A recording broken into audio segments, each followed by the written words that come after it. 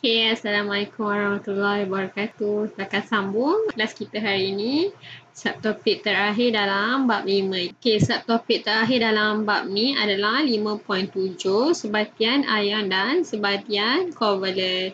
Okay, sebelum ni kita dah belajar apa itu ikatan ion, apa itu ikatan kovalent, apa itu ikatan hidrogen, apa itu ikatan datif, apa itu ikatan logam. Apabila ada ikatan ion dan ikatan kovalent, mestilah ada sebatian ion dan sebatian kovalent. Sebatian adalah gabungan antara dua atau lebih unsur. Okey, apabila sebatian ion dia akan terikat dengan ikatan ion lah. Kalau sebatian kovalent dia ada ikatan kovalent. Perhatikan garam, natrium klorida, NaCl dan ais dalam gambar foto. Adakah kedua-dua bahan berada dalam keadaan fizik yang sama? Bahan yang manakah akan lebuh pada suhu bilik? Okey, garam merupakan sebatian ion, manakala ais merupakan sebatian kovalent. Tapi dua-duanya adalah dalam keadaan yang berbeza pada suhu bilik. Okey, sebatian yang berlainan mempunyai sifat yang berlainan. Perbezaan sifat sebatian ion dan sebatian kovalent boleh dikaji melalui eksperimen 5.1. Okey, eksperimen 5.1. Tujuan untuk mengkaji perbezaan sifat sebatian ion dan sebatian kovalent. Pernyataan masalah, apakah perbezaan sifat sebatian ion dan sebatian kovalent? Okey, bahan yang digunakan adalah pepejal lambam 2 bromida dalam bentuk pepejal, naftalena C10H8, magnesium klorida MgCl2, cyclohexana C6H12 dan air suling. Okey, radas yang diperlukan tabung uji, spatula, mangkuk pijam, pelindung banser, alat segi, 3 tanah hias, kasar dawai, wayar penyambung dengan tip buaya, bika 250 cm3, silinder penyukat 10 cm3, tungku kaki 3, bateri, switch, mentor dan elektrod karbon. Okey, eksperimen yang pertama untuk menyiasat kekondaksian elektrik sebatian. Okey, hipotesisnya. Apakah yang dia jangkakan? Okey, sebatian ion boleh mengkondaksikan elektrik dalam keadaan leburan, tetapi tidak dalam keadaan pepejal. Manakala sebatian kovalent tidak boleh mengkondaksikan elektrik dalam kedua-dua keadaan. Okey, dimanipulasikan jenis sebatian bergerak balas kekondaksian elektrik, dimanakan elektron karbon. Okey, prosedur. Pertama, masukkan pepejal plumbum 2 bromida ke dalam mangkuk pijal sehingga separuh penuh. Okey, macam ni. Sediakan susunan radas seperti dalam rajah 5.21. Okey, sambungkan elektrod karbon pada wire. Ada mentol, ada switch, ada bateri. Hidupkan switch dan perhatikan sama ada mentol menyala atau tidak. Matikan switch dan panaskan pepejal plumbum 2 bromida sehingga pepejal lebuh sepenuhnya. Hidupkan switch sekali lagi dan perhatikan sama ada mentol menyala atau tidak. Ulang langkah 1 hingga 5 dengan menggunakan naftalena. Okay, naftalena tahukah bunyi obat gegat tu? Plumbum 2 bromida apabila dalam keadaan berpejal, dia tidak boleh mengkondaksikan elektrik. Tapi bila kita panaskan, dia jadi lebuh, dah mencair, dia boleh mengkondaksikan elektrik. Maka mentol akan menyala. Manakala naftalena sama ada dalam bentuk pepejal atau dalam bentuk leburan, kedua-duanya tidak boleh mengkondaksikan elektrik. Okey, eksperimen yang kedua adalah untuk melihat keterlarutan sebatian di dalam air dan pelarut organik. Okey, buat hipotesis dan nyatakan semua boleh ubah. Okey, agak-agaknya apa hipotesis yang kita boleh tulis kat sini? Okey, prosedur dia. Masukkan separuh spatula pepejal magnesium klorida MgCl ke dalam tabung uji. Tambahkan 5 cm3 air suling ke dalam tabung uji dan goncangkan. Perhatikan keterlarutan magnesium klorida di dalam air. Boleh larut ke tak? Okay, ulang langkah 1 hingga 3 dengan menggunakan cyclohexana sebagai pelarut. Kemudian digunakan air suling, kemudian diganti dengan cyclohexana. Diletakkan magnesium klorida, goncangkan. Boleh larut ataupun tidak. Okay, kemudian ulang langkah 1 hingga 4 dengan menggunakan naftalena bagi menggantikan magnesium klorida. Okay, Jadi dia buat 4 set. Rekod pemerhatian anda tentang keterlarutan sebatian dalam jadual 5.2. Yang ni awak boleh Google daripada internet dan tulis sendiri. Okay, C. Takat lebuh dan takat didih sebatian. Agak-agaknya yang mana yang mempunyai takat didih yang lebih tinggi? Magnesium klorida atau naftalena? Okay, prosedurnya masukkan separuh spatula pepejal magnesium klorida dan naftalena ke dalam tabung uji yang berasingan. Okay, ada 2 tabung uji. Panaskan kedua-dua tabung uji dalam kukus air. Perhati dan catatkan perubahan keadaan fizik bagi kedua-dua sebatian tersebut. Berikan inference tentang takat lebuh dan takat didih. Okay, agaknya yang mana satu yang mempunyai takat didih yang lebih tinggi? Yang boleh cari apakah pemerhatian, apakah inference, dan boleh cuba jawab soalan perbincangan ini. Okey, sekarang masuk ke bahagian penerangan untuk eksperimen tadi. Kekondaksian elektrik. Berdasarkan eksperimen 5.1, sebatian ion dan sebatian kovalent mempunyai sifat kekondaksian elektrik yang berbeza. Sebatian ion tidak boleh mengkondaksikan elektrik dalam keadaan pepejal tetapi boleh dalam keadaan leburan dan larutan aqueous. Manakala sebatian kovalent tidak boleh mengkondaksikan elektrik dalam semua keadaan. Sebatian ion bila di dalam keadaan leburan ataupun dalam larutan aqueous, maksudnya dah dilarutkan lah, dia boleh mengkondaksikan elektrik. Manakala sebatian kovalent takkan boleh kondaksikan elektrik dalam mana-mana keadaan. Tak kisah dia leburan ke, dia dalam larutan ke, dia takkan boleh mengkondaksikan elektron. Okay, boleh tengok ni dalam keadaan pepejal. Okay, ni dia punya susunan ion dalam sebatian ion yang berbentuk pepejal. Ion tidak dapat bergerak secara bebas kerana telah diikat dengan tarikan elektrostatik yang kuat. Daya tarikan elektrostatik yang kuat. Oleh itu tak dapat mengkondaksikan elektrik. Okay, dalam bentuk leburan atau larutan aqueous. Maksudnya dia dah cair.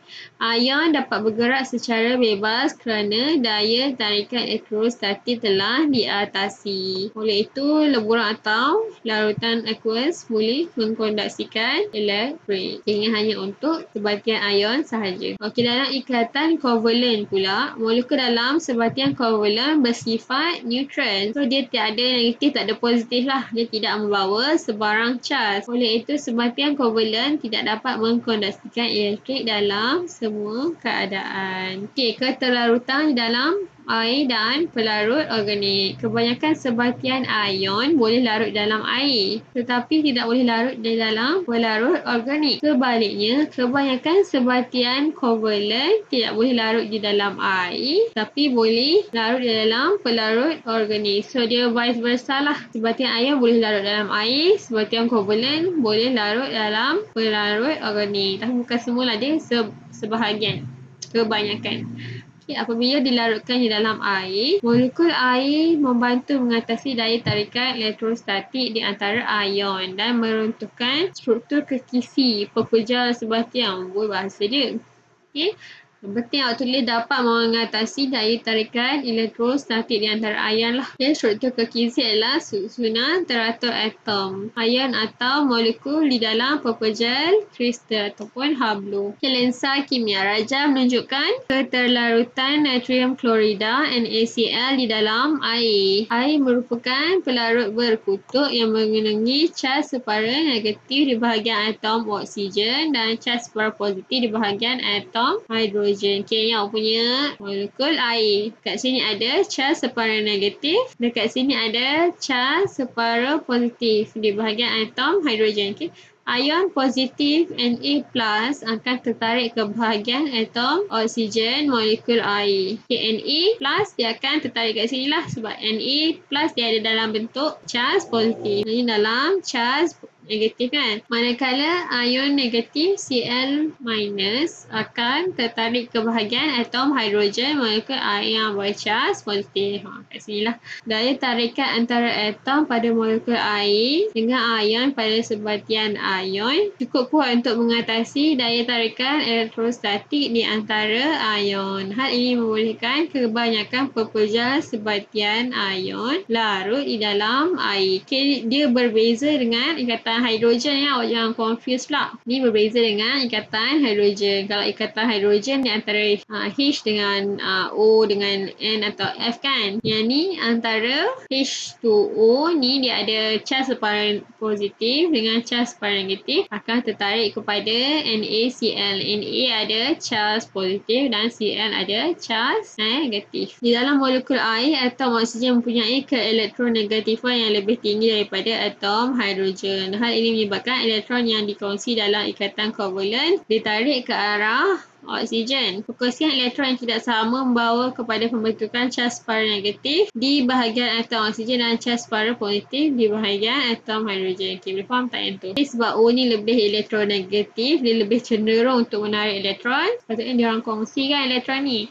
Tapi disebabkan yang ni lebih elektronegatif, dia akan lebih menarik ke arah oksigen ni lah. Sebab tu dia ada charge separuh negatif dengan charge separuh positif. So, awak kena lukis dalam bentuk ni lah. Okay, manakala pelarut organik tidak dapat mengatasi daya tarikan elektrostatik di antara ion di dalam pepejal sebatian ion. Oleh itu, sebatian ion tidak larut di dalam pelarut organik. Sebatian kovalen bersifat neutral dan tidak membawa sebarang charge. Oleh itu, molekul sebatian kovalen boleh larut dalam pelarut organik dan tidak larut di dalam air. Okay, dia vice versa. Okey, seterusnya, takat lebur dan takat didih. Anda telah mempelajari bahawa sebatian ion dan sebatian kovalen dibentuk melalui ikatan ion dan ikatan kovalen. Tahukah anda kedua-dua ikatan kimia ini mempengaruhi takat lebur dan takat didih suatu sebatian? Adakah ikatan kimia dalam sebatian ini dapat diatasi apabila sebatian tersebut melebur atau mendidih? Kita dah tengok dalam eksperimen tadi, sekarang kita akan tengok dia punya penerangan. Okay, sebatian ion mempunyai takat lebur dan takat didih yang tinggi. Oleh itu, sebatian ion tidak meruap dengan mudah. Okay, tidak meruap maksudnya tidak mudah evaporate lah. Meruap ataupun evaporate. Okay. Sebatian ion seperti natrium klorida mengandungi ion positif Na+ dan ion negatif Cl- yang tertarik antara satu sama lain oleh daya tarikan elektrostatik yang kuat. Okay, tenaga haba yang tinggi diperlukan untuk mengatasi daya tarikan elektrostatik supaya sebatian ion melebur atau mendidih. Oleh itu, dia mempunyai takat lebur dan takat didih yang tinggi. Manakala molekul ringkas sebatian kovalen mempunyai takat lebur dan takat didih yang rendah. Oleh itu, molekul ringkas sebatian kovalen meruap dengan mudah. Contoh lain, awak punya sebatian kovalen ni, awak punya alkohol, okay, etanol. Dia mudah meruap. Okay, bila awak buka penutup tu, dia dah meruap. Okay, macam tu. Itu contoh mudah meruap lah. Daya tarikan van der Waals di antara molekul ringkas sebatian kovalen seperti metana, CH4 adalah, yang mana adalah metana. Ni molekul metana yang lain. Okay, antara dua ni dia ada daya tarikan van der Waals. Tapi daya tarikan ni adalah sangat lemah. Tenaga haba yang rendah diperlukan untuk mengatasi daya tarikan yang lemah ini supaya sebatian kovalen melebur atau mendidih. Oleh itu, metana mempunyai takat lebur dan takat didih yang rendah. Okay, yang ni awak boleh baca lah. Cikgu geli dah tengok tangan dia ni. Cicak boleh melekat pada permukaan dinding. Hal ini disebabkan oleh tindak balas antara sejumlah elektron daripada molekul ratusan bulu halus yang terdapat di bawah tapak kaki cicak dengan sejumlah elektron daripada molekul dinding. Macam tu. Tindak balas ini membentuk tarikan elektromagnet yang dikenali sebagai daya tarikan van der Waals. Bacalah sendiri. Awak boleh google sendirilah kalau awak tak faham. Jadi cikgu tengok. Okey, struktur sebatian kovalen. Terdapat dua jenis struktur molekul bagi sebatian kovalen, iaitu struktur molekul ringkas dan struktur molekul gergasi. Apakah perbezaan antara molekul ringkas dengan molekul gergasi sebatian kovalen? Okey, awak tengok ni sebatian kovalen.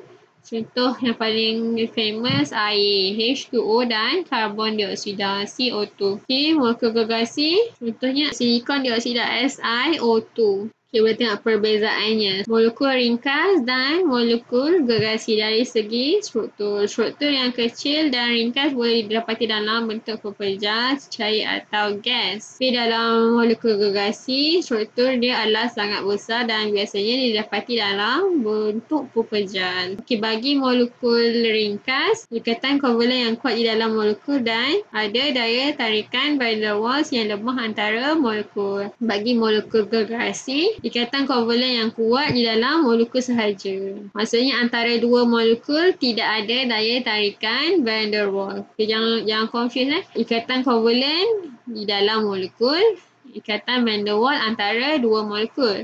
Okay, yang ni dia ada ikatan kovalen dan ikatan van der Waals. Yang ni dia ada ikatan kovalen sahaja. Tiada daya tarikan van der Waals kerana struktur dia yang gergasi. Okay, dari segi takat lebur dan takat didih pula, molekul ringkas mempunyai takat lebur dan takat didih yang rendah kerana hanya sedikit haba yang diperlukan untuk mengatasi daya tarikan van der Waals yang lemah antara molekul. Manakala molekul gergasi mempunyai takat lebur dan takat didih yang tinggi kerana banyak haba diperlukan untuk memutuskan ikatan kovalen yang kuat. Okay, antara sebatian kovalen terbahagi kepada dua, iaitu molekul ringkas dan molekul gergasi. Okay, kedua-duanya mempunyai sifat yang berbeza lah. Secara umumnya macam ni. Tetapi ada juga sebatian kovalen yang macam ni. Sebab struktur dia adalah gergasi ataupun besar. Okay, kegunaan sebatian ion dan sebatian kovalen dalam kehidupan harian. Kebanyakan sebatian ion dan sebatian kovalen yang digunakan dalam kehidupan harian adalah seperti dalam sektor perindustrian, pertanian, perubatan dan kegunaan rumah. Okay, contohnya dalam sektor perindustrian, sebatian ion lithium iodida (Li) digunakan di dalam bateri. Cat mengandungi sebatian kovalen seperti pigmen dan pelarut itu penting. Sektor pertanian pula, sebatian ion amonium nitrate dan kalium klorida digunakan di dalam baja. Ingat lagi apa punya amonium? Ni kat sini amonium nitrate dan kalium klorida. Kemudian racun perosak yang digunakan untuk membunuh rumpai dan serangga perosak mengandungi sebatian kovalen seperti bromoetana dan kloropikrin. Dalam sektor perubatan, sebatian ion natrium bikarbonat NaHCO3 digunakan dalam antasid untuk melegakan gastrik. Paracetamol C8H9NO2 merupakan sebatian kovalen yang digunakan untuk merawat sakit seperti demam atau peradangan. Dalam kegunaan rumah terdapat juga sebatian ion iaitu deterjen mengandungi sebatian ion natrium klorat 5. NaClO3 yang digunakan untuk kerja pembersihan rumah. Selain itu terdapat juga glycerol. Okey, rumusan untuk bab ini. Kita belajar sebelum ni, ikatan kimia melibatkan elektron valence daripada unsur logam dan unsur bukan logam. Unsur bukan logam boleh memindahkan elektron kepada unsur bukan logam untuk membentuk ikatan ion. Okay, bila dia derma elektron, dia membentukkan ion. Bila dia terima elektron, dia akan membentuk anion. Dia akan terikat dengan daya tarikan elektrostatik dan membentuk ikatan ion, iaitu dipanggil sebagai sebatian ion lah. Okay, unsur bukan logam pula dia boleh berkongsi elektron dengan unsur bukan logam yang lain untuk membentuk ikatan kovalen, iaitu apabila elektron disumbangkan oleh kedua-dua atom. Okay, sepasang elektron dipanggil ikatan tunggal. Kalau dua pasang dipanggil ikatan ganda dua. Kalau tiga pasang dipanggil ikatan ganda tiga. Tapi bila elektron disumbangkan oleh salah satu atom sahaja dipanggil sebagai ikatan datif. Ikatan kovalen akan membentuk sebatian kovalen. Sebatian kovalen terbahagi kepada dua, iaitu molekul gergasi dan molekul ringkas. Dalam molekul ringkas ni ada daya tarikan antara atom nitrogen, oksigen atau fluorin dengan atom hidrogen yang membentuk ikatan hidrogen. Antara dua molekul ringkas sebatian kovalen terdapat daya tarikan antara molekul iaitu daya tarikan van der Waals yang lemah. Sebabkan ada ciri-ciri elektrostatik, ada van der Waals. kita dapat tengok dia punya ciri-ciri sebatian ayah dan sebatian kovalent adalah berbeza. So logam ni juga boleh membentuk ikatan logam bila elektron dinya setempatkan. Ini adalah ringkasan untuk bab 5 ikatan kimia. Cikgu harap awak boleh faham apa yang kita dah bincangkan dalam 3 bahagian sebelum ni untuk bab 5 ikatan kimia. Okey, jumpa lagi dalam bab seterusnya. Assalamualaikum warahmatullahi wabarakatuh.